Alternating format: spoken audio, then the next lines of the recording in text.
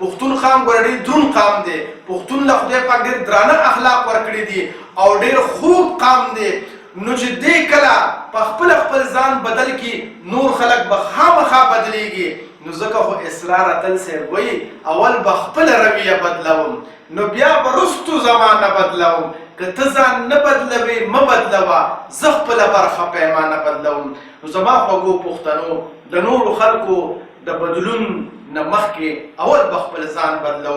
نو د نننۍ سشن خلاصه دا شوله که چېرې فرض که مونږ او تاسو په خپل ژوند کې سکون ارام او راحت غواړو نو خپل عمل به بدلو او مونږ او ستاسو عمل به هله بدلېږي چې زمونږ او ستاسو سوچ بدل شي. نو دغې سوچ بدلولو دپاره زه ستاسو یو ورور همدغه هلې ځلې کومه چې یاره زه ویمه چې زما د قام چې کوم دی دا سوچ بدل شي او رویې بدل شي او عمل بدل شي.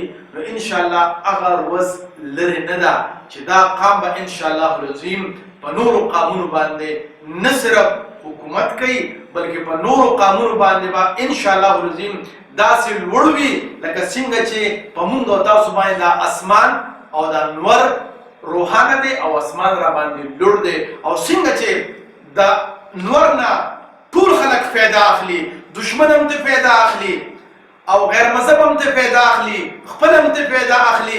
دغه شانتې به انشاءالله العظیم د دې قام نه ټول خلک فایده اخلي.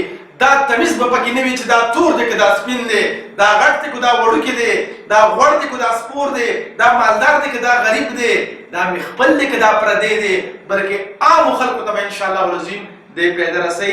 ستاسو د کتلو یو جهان مننه. خوشحاله ودان آباد اوسئ. د لوی الله په امان. د خدای دپاره پښتنو ځانونه وپېژنئ. ستاسو دپاره خو به ځان له پیغمبر نه راځي